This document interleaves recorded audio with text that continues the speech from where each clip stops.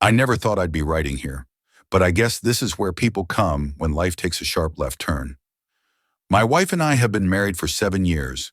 We've had our ups and downs, but nothing that made me question her loyalty until recently. About 3 months ago, she started going out every Friday night with her single and divorced friends. At first, I didn't think much of it. I believed in giving each other space. But slowly, those nights out became Saturdays too. Then the occasional Wednesday happy hour. It wasn't just the frequency, it was her demeanor.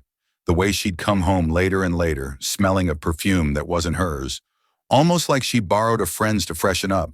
The way she'd check her phone in the bathroom, and the way her wedding ring wasn't always on her hand anymore.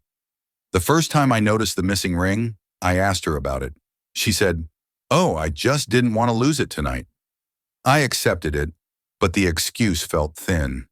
I mean, she wore it to the gym, to the beach, even while cooking. Why not out with friends?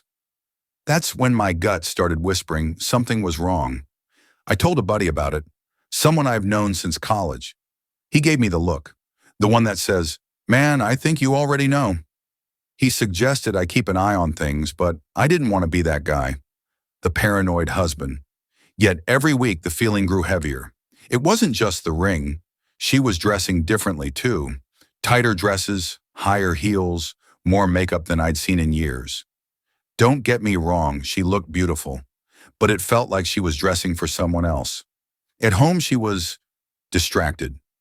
Conversations were shorter. She laughed at texts she wouldn't show me. And when I'd walk into a room, she'd sometimes flip her phone over like a reflex. One Friday, I tried to suggest we do something together instead. She told me I was being controlling and that she needed her girls' nights to relax. It stung because I've never stopped her from seeing friends. But the defensiveness in her tone told me there was more to this. I didn't want to snoop. I didn't want to be that husband. But my instincts were screaming.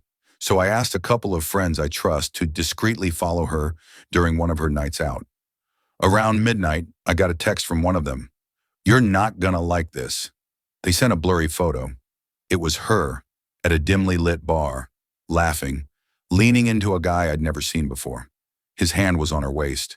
My chest felt like it was caving in. The part that destroyed me wasn't even the guy. It was her left hand. In the picture, it was bare. The wedding ring was gone.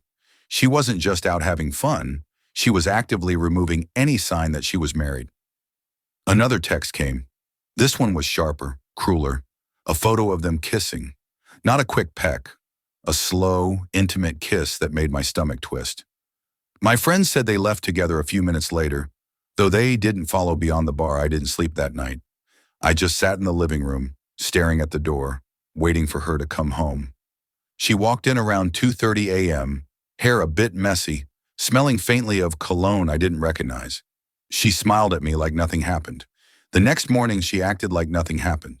She made coffee, hummed while making breakfast, and chatted about how fun her night was. I watched her closely, searching for any crack in her mask.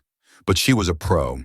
No hesitation, no guilt, no awkward pauses. I didn't confront her immediately. I wanted to, but I needed to be sure. My mind was a hurricane of questions. Who is he? How long has this been going on? Was this the first time? I felt like I was living with a stranger wearing my wife's face. Over the next week, I noticed she never left her phone unattended. If she went to the bathroom, it came with her. If she took a shower, it was on the counter. Once I walked past her and saw her on a messaging app I didn't recognize. She immediately closed it. The following Friday, she announced she'd be going out again. I just nodded. Inside, I was boiling. I texted my friends. Same plan as last week. Around 11 p.m., I got another update. Same guy, same bar, same missing wedding ring. This time, my friends said they were a lot more touchy, her hand on his chest, him whispering in her ear. Then came the photo that broke me. They were sitting in a booth, her legs draped over his lap. Her head rested against his shoulder like they'd been together for years. That wasn't just flirting. That was intimacy. I sat there for hours waiting.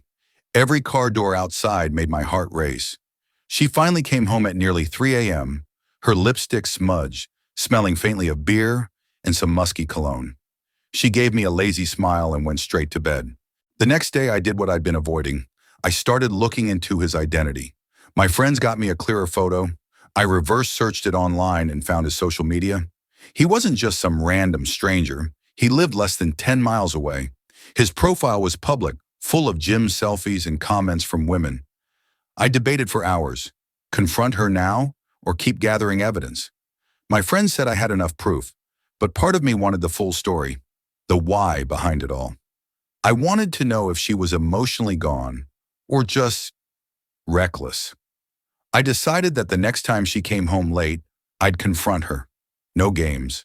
No pretending I didn't know. I rehearsed what I'd say in my head 100 times. I know about him. I know you've been taking off your ring. I know you've been lying to me. That Friday, I sat in the living room again. I didn't watch TV. I didn't scroll on my phone. I just sat there, staring at the front door, waiting for her to walk in.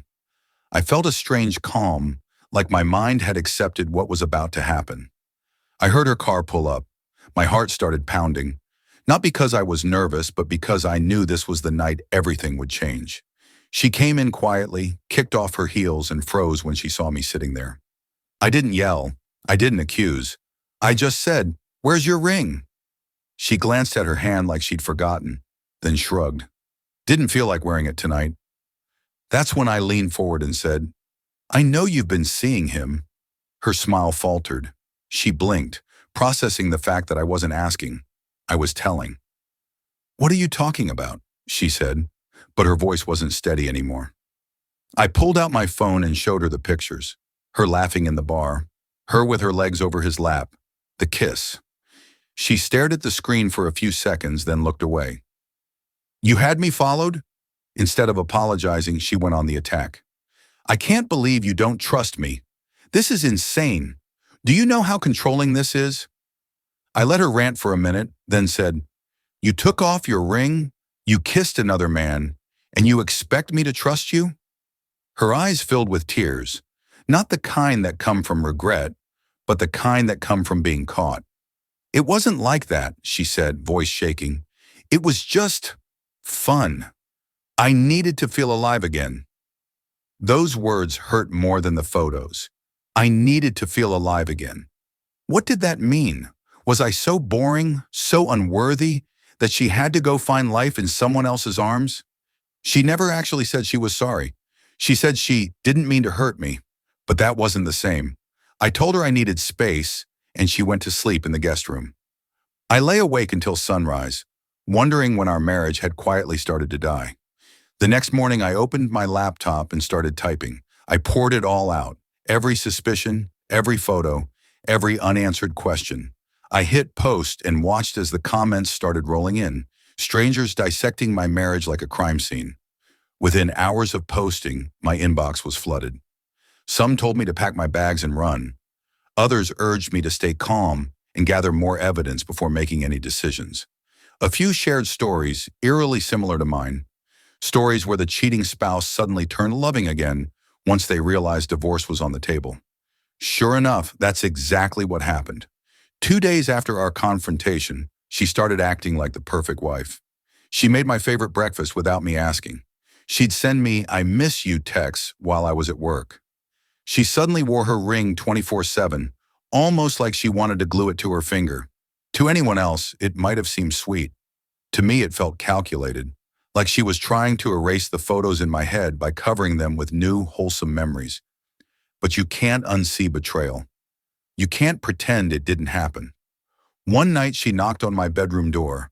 I'd been sleeping alone for a week. She stood there in her nightgown, eyes watery, holding a blanket like some character from a sad movie. "Can we talk?" she asked. I let her in, and she curled up at the foot of my bed. She launched into a tearful speech about how she'd lost herself and made a mistake, but still loved me more than anything. She swore nothing physical happened beyond the kiss, a lie I already knew was false. She said the guy meant nothing. When I didn't respond the way she wanted, her tone changed. She started following me around the house, pressing me to talk. If I went out for a walk, she'd call me every 10 minutes. If I didn't pick up, she'd blow up my phone with texts. It was like she couldn't handle the silence. She begged me to go to couples therapy. I agreed, not because I believed it would fix things, but because I wanted to hear her admit the truth in front of a third party.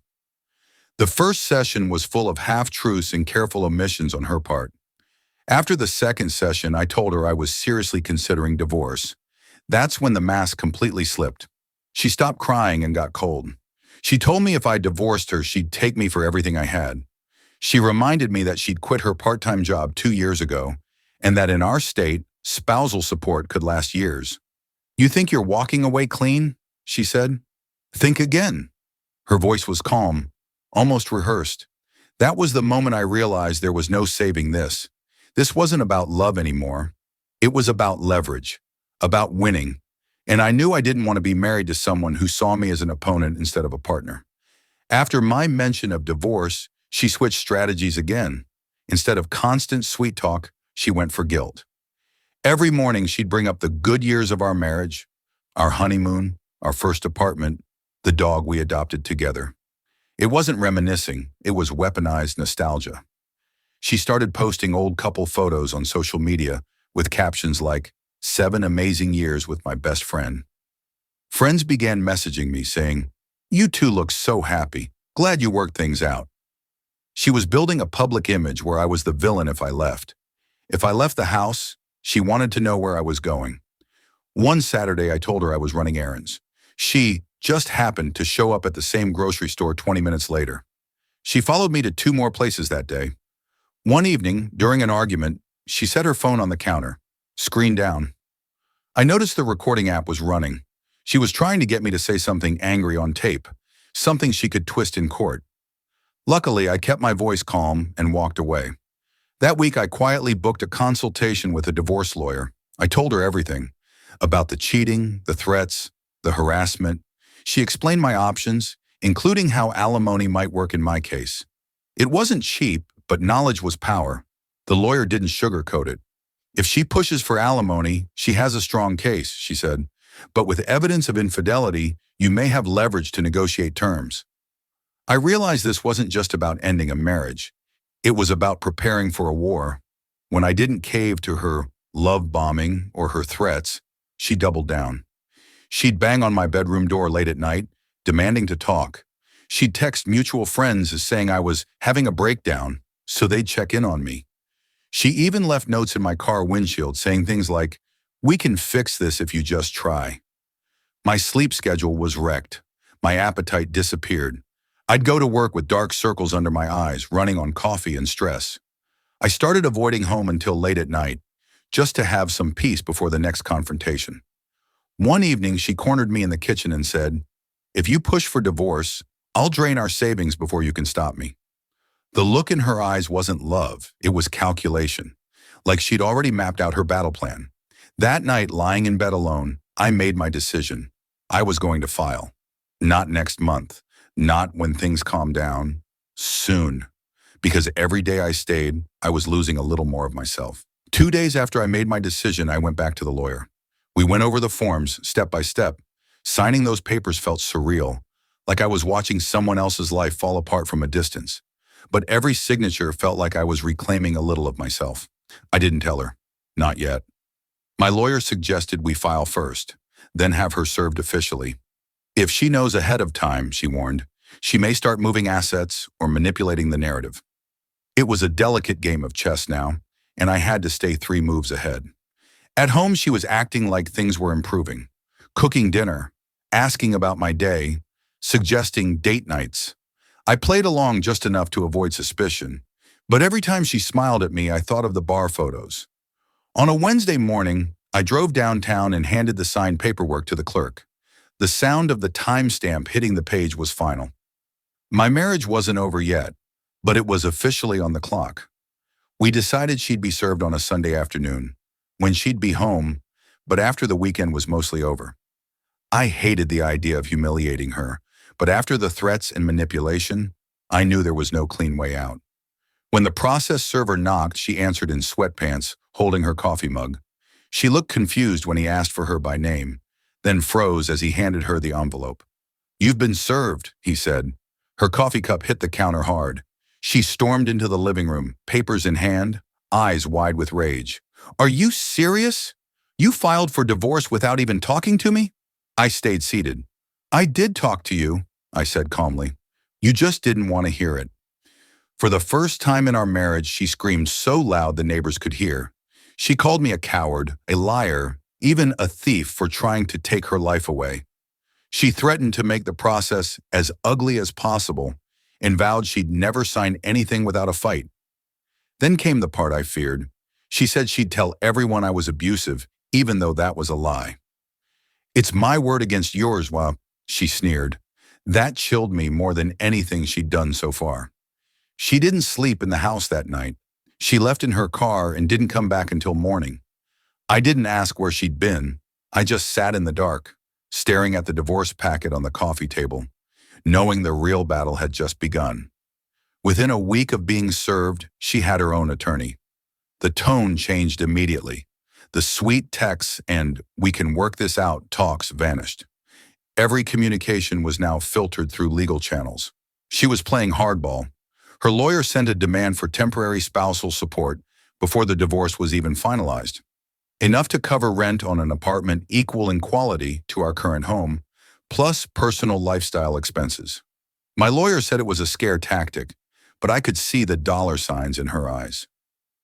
Then came the paperwork storm, bank statements, pay stubs, tax returns. My entire financial history laid bare. Every transaction over the last 2 years was being scrutinized. She was fishing for something, anything she could use. She kept forgetting to send her own documents, delaying the process. My lawyer warned me this was a classic move. Drag it out, bleed me with legal fees, and pressure me into settling on her terms. On social media, she posted cryptic quotes about betrayal and being abandoned by the person you trust most. Mutual friends began texting me awkwardly, asking if I'd cheated.